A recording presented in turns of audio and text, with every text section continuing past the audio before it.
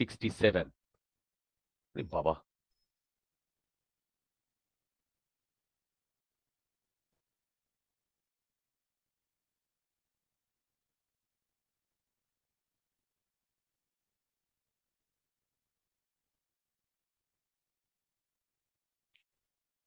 দেখো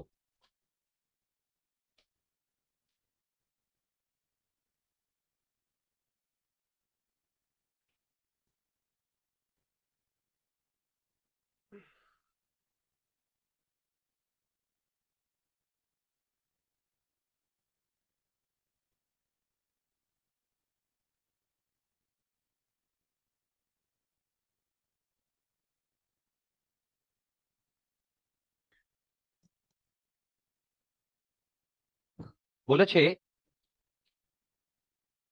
a meter stick weighing 250 gram দেখো a meter stick weighing 250 gram is pivoted at the upper end in such a way that it can freely rotate in a vertical plane through this end. A particle of mass 100 gram is attached to the upper end of the stick through a light string, okay, of 1 meter. Initially, the rod is kept at vertical and the string horizontal. When the system is released from rest, the particle collide with the lower end and sticks there. Find the maximum angle through which the stick will rise. Okay.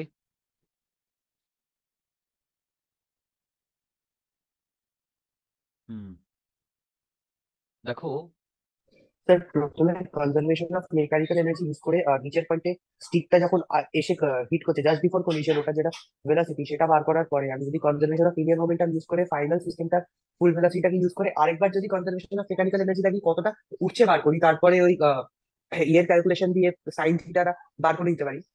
বলো, ঠিকই বলছো, একদম perfect বলছো, এরকম করলে হয়ে যাবে একদম। কিন্তু আমার একটা বক্তব্য, ও স্টিক করে গেছে। আচ্ছা দেখো, সিনারিওটা মিটার স্টিক মানে 1 metre,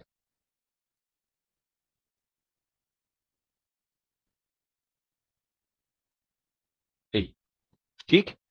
A meter stick weighing এটা center of mass is pivoted at its upper end in such a way that it can freely rotate about a vertical plane, ঠিক। এবার এইখান থেকে আরেকটা এইরকম মাসকে ছেড়ে দেওয়া হয়েছে, ও এসে কে এই জায়গাটা হিট করে এর সাথে চিপকে যাবে। চিপকে যাওয়ার পর এই দুটো একসাথে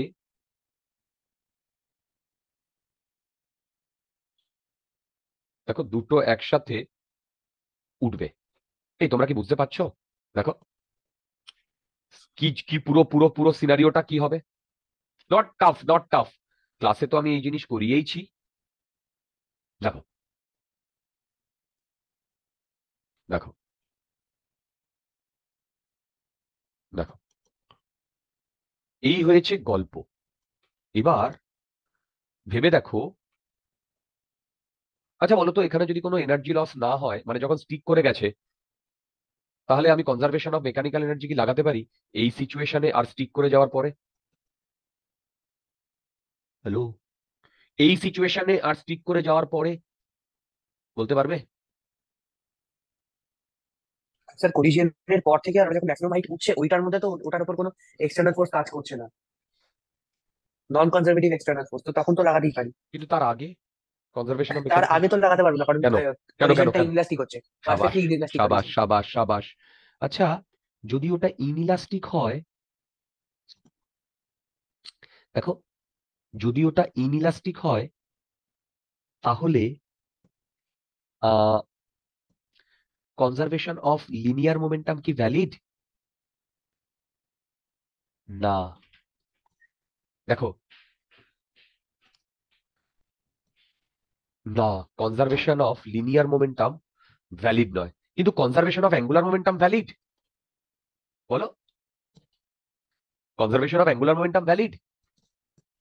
বলো, ভ্যালিড। সেটা তো ডিপেন্ড করছে নেট টর্কটা আছে কি নেই। নেট টর্কটা, না না না না, নেট টর্কটা আছে কি না নেই। না, এখানে যদি পিভট করা থাকে তাহলে conservation of linear momentum valid নয় ডিয়ার। ইয়াদ করো, conservation of linear momentum valid নয়, কিন্তু conservation of angular momentum valid ওই পয়েন্টের রেসপেক্টে, কারণ টর্ক, নেট টর্ক জিরো। হ্যাঁ স্যার, এমজি এক্সটার্নাল ফোর্স তো কাজ করছে দুটোর উপরই স্যার। হ্যাঁ হ্যাঁ দুটোর উপরই তো এক্সটার্নাল ফোর্স কাজ করছে একটা। হ্যাঁ, না, ওই তো তো just before and just after, ওই সময় তো আমার তোমার conservation of linear momentum valid. আমি করিয়েছিলাম না, পিভট থাকলে কি হবে, পিভট থাকলে না থাকলে কি হবে, করিয়েছিলাম করিয়েছিলাম, দেখো। আচ্ছা, এবার তোমরা আমাকে বলো যে একে যদি আমি ছেড়ে দিই তাহলে জাস্ট কলিশনের আগে কত ভেলোসিটি পাবে? কলিশনের জাস্ট আগে কত ভেলোসিটি পাবে এ, এর সাথে কলিশনের √2gl। এটা আমাকে আর করে দেখাতে হবে না। পাবে কি পাবে না? বলো, পাবে, তাই তো। এইবার সত্যি কথা বলতে আমি এবার সিনারিওটা কি হচ্ছে বলতো, সিনারিওটা এরকম না,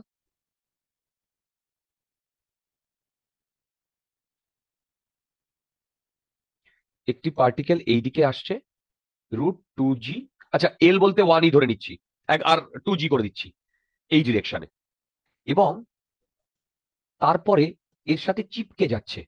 তাহলে চিপকে গেলে এর রেসপেক্টে এইদিকে ওমেগা দিয়ে মুভ করবে। তাহলে বলো তো, বিফোর কলিশন, বিফোর কলিশন আমার অ্যাঙ্গুলার মোমেন্টাম কত, এর মাস কত বলেছে? আচ্ছা এমই লিখে দিচ্ছি, এম ভি লাইনকে আগে পেছনে বাড়িয়ে দাও, এই পয়েন্ট থেকে আমি ঘুরছে, এই পয়েন্ট থেকে ডিস্টেন্স বলো, তাহলে কি হবে বলো, m√2g ইন্টু বলো এল। ঠিক লিখেছি, দেখো এম ভি এল। বলো তো ডট না ক্রস? ডট। এইবার দেখো, এইবার যখন ও এর সাথে চিপকে গেছে, দেখো যখন ও এর সাথে চিপকে গেছে, চিপকে এইদিকে ওমেগা দিয়ে শুরু করেছে, তাহলে কি হবে, আই ইন্টু ওমেগা। এবার আই মানে m l² / 3 প্লাস এম, মানে এই যে বল, এটা হচ্ছে রড, আর এটা হচ্ছে বল, না এমটাকে এমই ধরছি, m l² ইন্টু ওমেগা। এখান থেকে আমি ওমেগা পাবো কি পাবো না বলো তো? এখান থেকে কিন্তু আমি ওমেগা পেয়ে যাব। এবার দেখো, এই মিটার স্টিক ওয়েইং 240 গ্রাম, এবার আমি যদি বসিয়ে দিই 0.1 বাই ইন্টু 2 ইন্টু 10, জি কি 10 ধরতে বলেছে? আচ্ছা ধরি তো, তারপরে যা আসবে, ইন্টু এল, এল কত আসছে রিয়ার? এল 1 মিটার, ইকুয়াল টু এইটা আসবে 240 গ্রাম।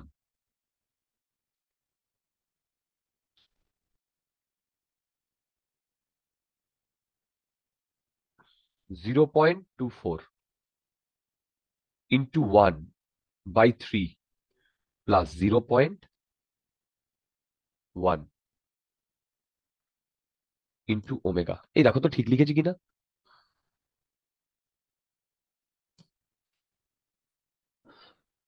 এই দেখো তো ঠিক লিখেছি কিনা।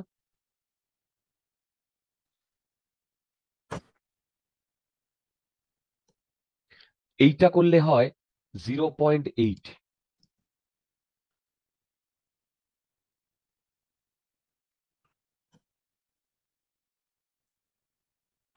তার মানে দেখো, আমার ওমেগার ভ্যালু আসছে এইটা আসছে 0.1 ইন্টু 20 ডিভাইডেড বাই,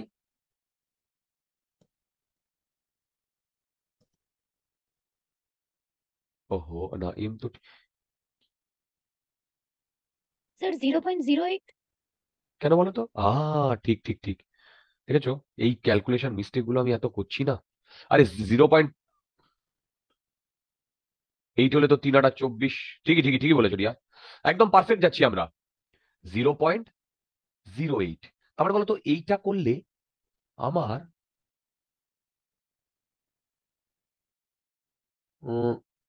0.18 আসছে। তারপরে আমি যদি এইটাকে তুলে দিই, তার মানে 10√20/18।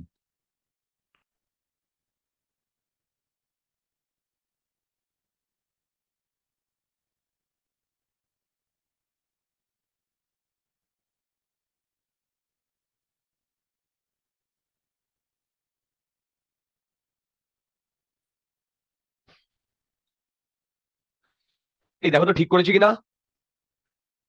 0.1 ছিল, 0.18 হলো ওমেগা।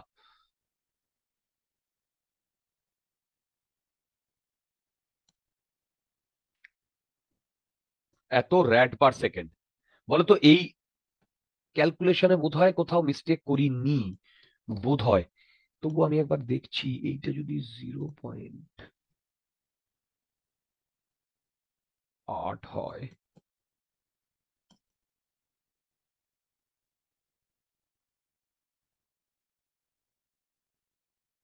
এই তোমরা কি বুঝতে পেরেছো আমি কি করেছি? তোমরা কি বুঝতে পেরেছো আমি কি করেছি? Yes, sir. Angular momentum conserve করেছি, অ্যাঙ্গুলার মোমেন্টাম কনজার্ভ করেছি। ভেবে দেখো, এইটা ছিল জাস্ট আগে, মানে এর সাথে কন্ট্যাক্ট হওয়ার আগে এমভি লাইনকে আগে পেছনে বাড়িয়ে দিয়েছি, এল দিয়ে গুণ করেছি, এইটা ডট হয়েছে। তারপরে এই দিকেই যদি ঘোরা শুরু করে, এটাও ডট। যদি ঘোরা শুরু করে তখন কি হবে? দুটোর মোমেন্টাম ইনার্সিয়া একসাথে করে ওমেগা দিয়েই ঘুরবে। এখান থেকে আমি ওমেগা বার করেছি কখন? After collision. After collision. আমার মনে হয় আপাতত এইখানটায় ঠিকই করেছি, আপাতত। এইবার দেখো, এইবার এইখানে গল্প আছে।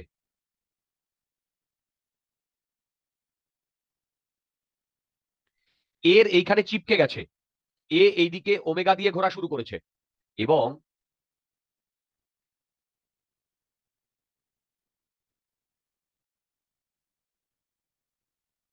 দেখো দেখো এইটা যদি এইচ পর্যন্ত ওঠে, এইটাও কিন্তু এইচ পর্যন্তই উঠবে। দেখো এ যদি এইচ পর্যন্ত ওঠে, তাহলে এও কিন্তু এইচ পর্যন্তই উঠবে। আমার বলার বক্তব্য, এইটা ইনিশিয়াল সিনারিও, এইটা ফাইনাল সিনারিও। ইনিশিয়াল সিনারিওতে শুধু হাফ আই ওমেগা স্কোয়ার, দেখো half I omega square initial সিনারিওতে, ঠিক। এবার হাফ আই মানে হচ্ছে এই দুটোর আই একসাথে, আই রিপিট, এর দুটোর আই একসাথে।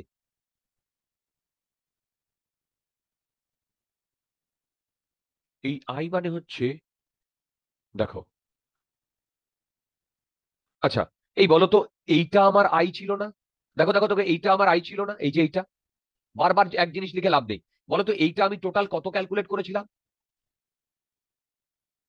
দেখো, এইটা 1 স্কোয়ার, এইটা 1 স্কোয়ার, এটা 0.1 কেজি মিটার, এই কেজি, আর এটা 0.18 কেজি। তার মানে এটা 0.18 আসছে, আই হচ্ছে 0.18 into omega square 10√20/18 whole square. দেখো এইটা হয়েছে এই ইনিশিয়াল পজিশনের টোটাল এনার্জি। দেখো এই ইনিশিয়াল পজিশনের টোটাল এনার্জি। আমি এইখানটায়, যেহেতু এই সিনারিওতে আর কোনো এনার্জি আসছে না, তাহলে এইখানে আমি এই ফান্ডাটা লাগাবো, এক্ষুনি করলাম না, যেটা আমি বললাম যে হ্যাঁ, increase in kinetic energy equal to decrease in potential energy. দেখো এই ফান্ডাটা লাগাবো, increase in kinetic energy equal to decrease in potential energy. দেখো এই ফান্ডাটা আমরা লাগাবো। বুঝতে পারছো আমার কথা? Hello hello hello. দেখো, increase in kinetic energy, decrease in potential energy. আচ্ছা, এই ফান্ডাটা যদি লাগাই, ওয়েট ওয়েট, তাহলে হ্যালো স্যার। হ্যাঁ বলো। স্যার বলছিলাম আমি এই অঙ্কটা করে একটা জায়গায় চলে যাবো, তো স্যার আমি আপনার ভিডিও রেকর্ডিংটা পরে থেকে নিলে হবে? ঠিক। আচ্ছা, এবার দেখো এইটা বলেছে আচ্ছা increase in kinetic energy equal to decrease in potential energy, ওটা উল্টো ভাবে আমরা বলতে পারি। কি বলতে পারি? Decrease in potential energy equal to increase in kinetic energy. এবার বলো তো ডিক্রিজ ইন পোটেনশিয়াল এনার্জি কত? দেখো এইখানে ইনিশিয়ালি এইটা পোটেনশিয়াল কাইনেটিক এনার্জি, আর ফাইনালে গিয়ে জিরো, তার মানে কতটা চেঞ্জ হয়েছে পোটেনশিয়াল এনার্জি, এইটা equal to increase in potential energy. দেখো দেখো দেখো, এবার দেখো এই অ্যাঙ্গেলটা থিটা, এই অ্যাঙ্গেলটা থিটা। ও না, আচ্ছা দেখছি। দেখো এই অ্যাঙ্গেলটা থিটা, তাহলে এইখানে যে মাসটা, যেটার মানে মাস অফ বল, এটা ধরো m1 আর এটা ধরো m2। আচ্ছা, এইটা h1 এটা h2, দুটো কি সেম হাইট হবে? না ডিয়ার, দুটো সেম হাইট হবে না। কেন বলো তো? এইখান থেকে এইটুকু হচ্ছে এল, আবার এইখান থেকে এইটুকু হচ্ছে এল, তার মানে এইটুকু হবে L minus L cos theta. তার মানে দেখো m1 g l 1 minus cos theta plus এইটা হচ্ছে পোটেনশিয়াল এনার্জি ইনক্রিজ কার বলটার। আই রিপিট, এইটা হচ্ছে পোটেনশিয়াল এনার্জি ইনক্রিজ কার বলটার।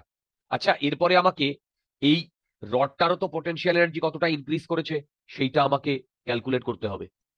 বন্ধুগণ বলো, সেইটাও তো আমাকে ক্যালকুলেট করতে হবে। যদি সেইটা ক্যালকুলেট করতে হয়, তাহলে হবে m2g l by 2 1 minus cos theta. দেখো দেখো দেখো দেখো, একদম পারফেক্ট যাচ্ছি রিয়ার, একদম পারফেক্ট যাচ্ছি।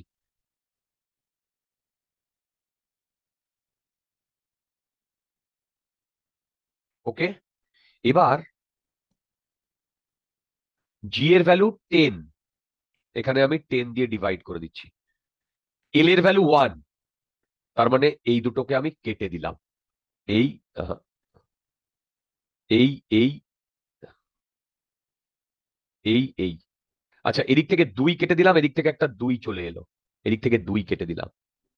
তারপরে দেখো 1 মাইনাস কস থিটা, এইটা আসছে 0.18 ডিভাইডেড বাই 10, এই যে এইটা, into 10 into 10 into 20 into 18 into 18, এই যে এইটা, divided by 2 into 0.1 plus m2 0.24, তার মানে নিচে আসবে ইন্টু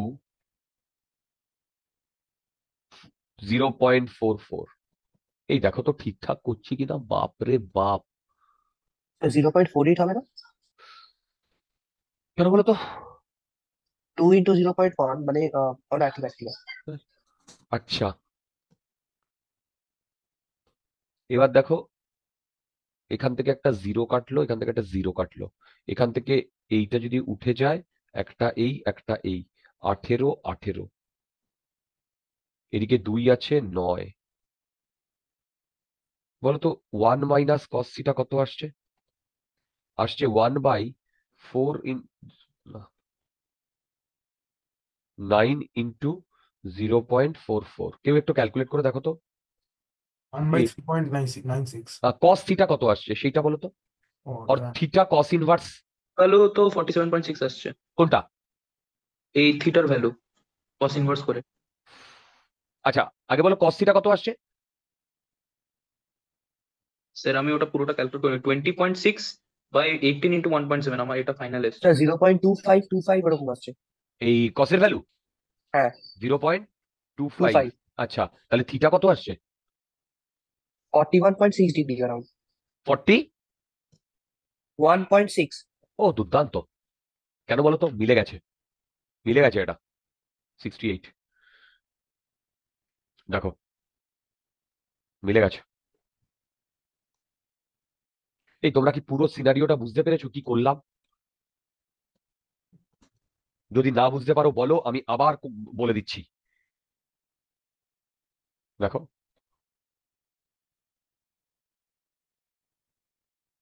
স্যার একটা ডাউট আছে বলো বলো বলো, কোথায় ডাউট? সব ক্লিয়ার করো। স্যার। স্যার এখানে ওই মানে হাফ এমভি স্কোয়ার একটা হবে না কোন হাফ এমভি স্কোয়ার? স্যার? মানে change in kinetic energy sir, এবার এটা তো কার কার খালি কাইনেটিক হাফ। এনার্জি? দেখো দেখো দেখো, বলটা যখন একবার চিপকে গেছে তখন পুরো সিস্টেমটাই রোটেট করছে।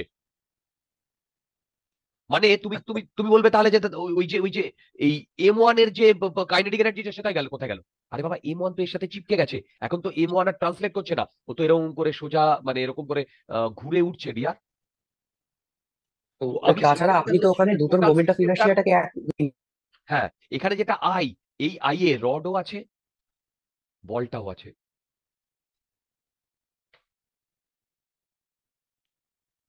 স্যার আমার একটা ডাউট ছিল একটু। বলো। স্যার এখানে কনজারভেশন অফ লিনিয়ার মোমেন্টামটা কেন ভ্যালিড হলো না? ওকে, সেটা তো বলেছিলাম। দেখো, তুমি কি ওই ক্লাসটা করোনি? কপিটা দেখো, এই যে এইখানটা। আচ্ছা, মনে আছে এখানে হিঞ্জ ফোর্স ছিল, এখানে তো বাধা আছেও, হিঞ্জ ফোর্স আছে।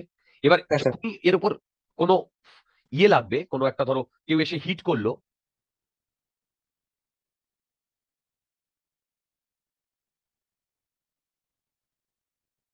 তখন হিঞ্জ ফোর্সটা একটা এইদিকে এরকম একটা ভেঙে ভেঙে যাবে কি যাবে না? আমি তো জানি না এক্স্যাক্টলি কোন ডিরেকশনে হিঞ্জ ফোর্সটা লাগবে। ঠিক যখন এখানে হিট করলো যে মুহূর্তে, এইখান দিয়ে এমজি কাজ করবে। এবার দেখো, এখান দিয়ে এমজি কাজ করবে, এবার এই M2 এমজি কে ব্যালেন্স করবে। ঠিক, এটাকে যদি পুরো একটা সিস্টেম নিই, এই সিস্টেমের সামনের দিকে একটা নেট ফোর্স কাজ করছে কি করছে না? হ্যালো,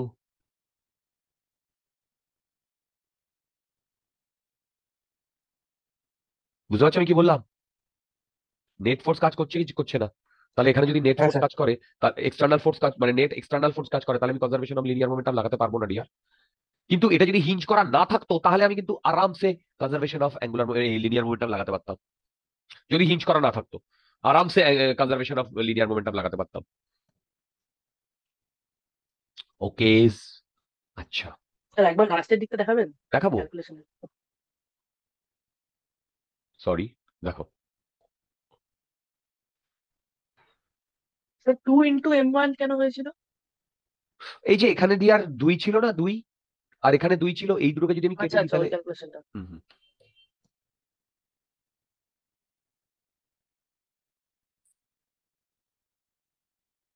ঠিক আছে স্যার।